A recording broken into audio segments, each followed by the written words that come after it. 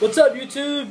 Caleb Eubanks here. Attitude Era on my one of my new well, not one of my new channels, my newest channel. Many of you know me. I am on Good Music Choice channel in the YouTube vinyl community, and this is my new channel dedicated strictly to wrestling and hard rock music. Right now, you're listening to Aerosmith, Back in the Saddle Again, off their album Rocks. Yeah, gonna listen to that while I talk to this. It's time for a Raw review. Watched Raw last night. Yeah, on a Wednesday. I watched it on a Wednesday because Monday I had to work. I'm in law enforcement, so it's hard to sit down and watch it sometimes to get a chance to on the night it comes on. Plus, I like to DVR and watch it the next couple days after that because I can fast forward through it, and also I can check out the other Raw reviews that are online before I go and watch it. So yeah. I hate those spoilers. Anyway, I'm going to go ahead and talk about what I saw last night. First of all, the opening with all the 11 wrestlers out there, Rob Van Dam standing there talking for Daniel Bryan, talking about the last Monday Night Raw where Daniel Bryan was basically stripped of his title whenever he was wrestling the Shield or whatever. And, Triple H took the title away. First of all, what's happened with Triple H? Okay, I'm getting back into wrestling. Last time I saw Triple H on Raw, which has been a long time, he did not act like that, okay? I guess he's got this suit and tie little deal going on now, and it's just not, it's not in his character to do that. They should have Triple H in a format that's more suitable to his career and his legacy, because he's an instant Hall of Famer, obviously. So the show starts off with him and Stephanie McMahon coming out there with all 11 wrestlers, and the 11 wrestlers are out there, Dolph Ziggler, Rob Van Dam, R-Truth, anybody and everybody. And basically he tells them that, if you want to stick up for Daniel Bryan, you can stick up for Daniel Bryan. You want your chance? Here's your chance. Tonight, the main event. You're going to wrestle the Shield, 11-on-3. The Shield is standing out there in front of Triple H and Stephanie, and they're kind of turning around looking at Triple H and Stephanie and wondering, like, what the heck are you talking about? You're talking about 11 guys, okay, plus Daniel Bryan versus us, and they get really kind of nervous. You can tell that they're not really up for it. But anyway, I'll get more into that main event later. The match with Kofi Kingston and Alberto Del Rio. Okay, first of all, the match was a lot better than I anticipated it to be. Last time I saw Kofi Kingston, he was doing the exact same things. Last time I saw Alberto Del Rio, wasn't a big fan of him. Still not a big fan of him in the WWE, which I'll get into more on topics and discussions on what I think about wrestlers and stuff like that. And first and foremost, before I go any farther in my reviews or anything like that, one thing you must know, this is an opinion, okay? This is something that is strictly my thoughts, not yours. It doesn't have to be your thoughts. You don't have to agree with me, and I don't have to agree with you, but we can be cordial about it and be, respectable to each other and stuff like that. So, yeah. First and foremost, I'm not a big Albert Del Rio fan. He is, in my opinion, somebody he helps storylines go farther than they really could go. But as far as wrestling and stuff like that, he's got a couple good moves. Hypes up the crowd a little bit when he comes in, and I can tell why they want him there. But again, you can tell by my name. I'm an Attitude Era fan, okay? Wrestling in the past probably 4 years has kind of taken a tank with storylines. So anyway, that match was hit or miss, okay? Trying to think what else. Golly. Oh, we'll go ahead and get to the main event. Basically, Shield comes out there. The Shield is just, they're hyped and nervous to do this 11-on-3 match. Dolph Ziggler is probably the one who was in there the most besides Daniel Bryan. In the end, there's only one member of the Shield left, and against 5. He taps out the other one, leaves 4. So then it's on from there. At the end of the show, though, Daniel Bryan basically tells everybody in the 11-man squad that is left. There's like 5 of them. The 2 tag team brothers that are in there. Dolph Ziggler's one of them. R-Truth. Okay, first of all, let me get into R-Truth. R-Truth was in there for probably 40, 50 seconds. This guy has some good moves, and I'm an R-Truth fan. But why in the hell did they have him give up so early? R-Truth never gives up that early in a match. I've never seen him get slammed 2 or 3 times and then say, I'm done, and lay there. But it was just a little elbow, forearm shot that the Shield gave him or whatever. And then, slammed him. DDT, I guess you could call it. And stomped him a couple times, got on him, and pinned him, and R-Truth was down, okay? First and foremost, they should have prolonged that a little bit more. They should have, made R-Truth's part in the match a little bit more dramatic, I think, to kind of stretch it out a little bit. I did like the ending of the match with Daniel Bryan out there, and he's telling them to circle around the ring, and the Shield, the last guy, remember, the Shield's just standing out there looking around. He's surrounded by everybody. And I love that. I love the fact that, the Shield's finally getting a taste of their own medicine, basically, is what it is. So I'm definitely a big fan of that. So then all of them rush into the ring, stomp the guy on the Shield. Daniel Bryan, yes,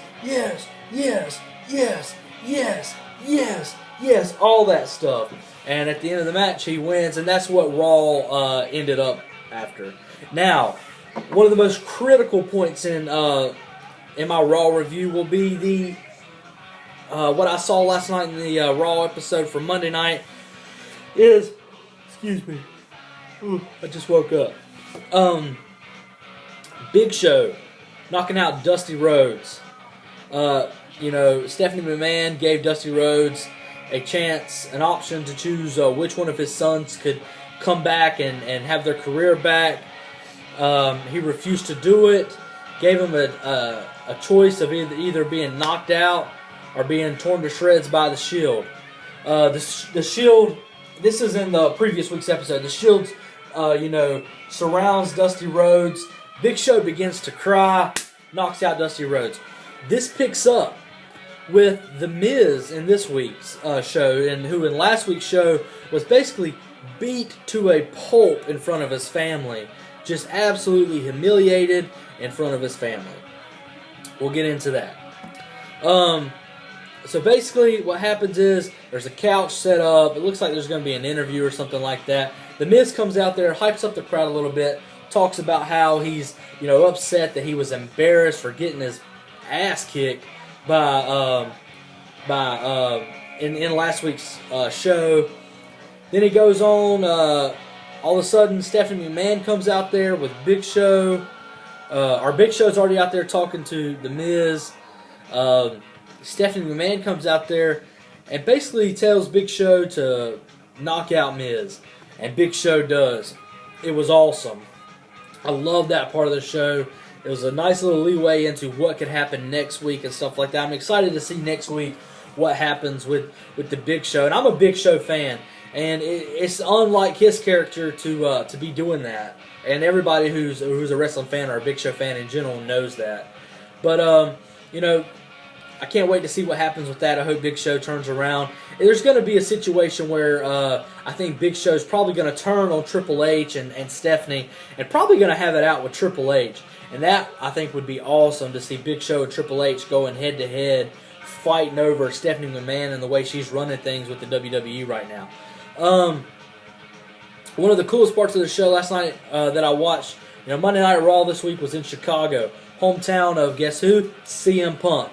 And guess what? Came out in fashion with the Blackhawks jersey out. Came out there talking in the ring. It's been a while since I've got to actually sit down and watch wrestling. And I remember last time I did watch it, CM Punk has really, really gained my respect in what he's able to do as a wrestler. He's very, very talented and skilled in his wrestling skills. And so I'm excited to see the rest of this year. Excuse me. Sorry. I'm really excited to see the rest of this year, what he does, and how they transitioned his character this year in Raw. Basically comes out there, Heyman comes out in his scooter. He's sitting there and he's talking crap to CM Punk. CM Punk finally says, "You know what? Now's my chance to get back at you for what you did to me in the previous week's show." So he goes running after Paul Heyman. Paul Heyman sitting on his scooter and basically pulls one of the biggest fakes I've ever seen in WWE. Sitting there acting like his scooter wouldn't move. CM Punk goes to hit him right at the last second. CM Punk is jumped. Basically just manhandled, okay? Just thrown back and forth, beat to a pulp.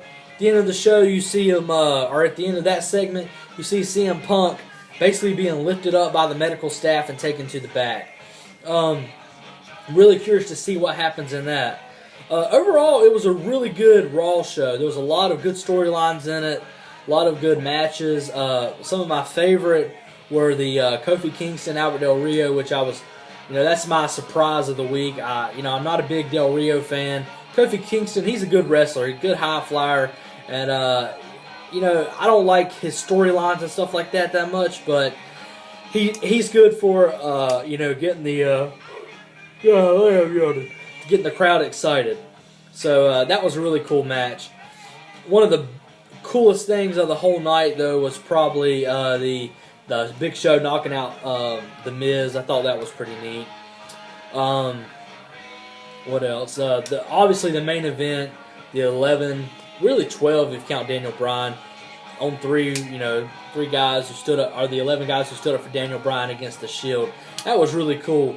The Shield held their own in that match, man. To have the last guy be there with only 4 people left, that's a big deal for the Shield. They're a 3-person group, and they kind of feed off each other. You could tell at the end of the match, the last guy who was left, he was kind of cornering that guy into the side so nobody could tap him and stuff like that. That was Dolph Ziggler he had in the corner, but it was really cool. And overall, it was a good week. I'm really excited to see next week in the storylines, especially excited to see what happens of the Big Show storyline and stuff like that. I'm excited to see what also happens with the CM Punk storyline. Daniel Bryan is going to start becoming the face of WWE, I think. John Cena has been the face for the company for years now, and I think this is kind of a transitioning period for him. And what could happen with John Cena? Great wrestler, not a big John Cena fan, but definitely respect him as a wrestler and what he brings to the table. But overall, Raw was really good. I could actually watch it all the way through, and I couldn't wait to fast forward it to the next part when it was coming back up after commercial, because obviously I DVR'd it. And I can't wait to see next week. Tonight's Thursday, you know what that means? Impact Wrestling. Can't wait to see what happens with that. And I want to talk a little bit about Impact Wrestling. A lot of people knock it, okay? A lot of people, knock TNA and all that, and it is what it is. But one thing TNA does for me that no other, wrestling series does, like Raw or SmackDown or, whatever. What they do for me is they kind of bring back the Attitude Era for me with a lot of the people who were around at that time. Hulk Hogan, Sting, golly, Brishaw or Eric Bischoff or whatever, all that stuff to me is really, really cool. There's some cheesy, hulky moments, I like to call it, with the Hulk and his daughter, Brooke Hogan, and stuff like that. But I'm excited to see this week's and see what I can leave off with that. And I'll probably have a review up in the next couple of days of that. Then obviously tomorrow night, SmackDown. Can't wait to see that. Dolph Ziggler's match is supposed to be happening in that. Can't wait to see it.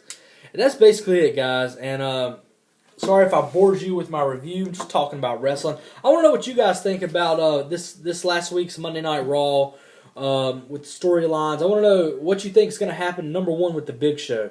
Where are they going to take his character with this Stephanie McMahon / Triple H thing? That's really cool. Really cool DVD that's coming out today, actually, is Kingdom Come, the Triple H story. Really want to check that out. I've watched Wrestling with Shadows last night on Netflix after Monday Night Raw. And today I think I'm going to check out the CM Punk story, which I bought the DVD a couple years ago, traded it in on some value. I've seen it before, so and I'd like to see it again. But that's basically it, guys. I'm Caleb Eubanks. This has been Attitude Era Channel. Check it out. Like, subscribe, share. It's just an opinion. That's it. It's just an opinion. See y'all later.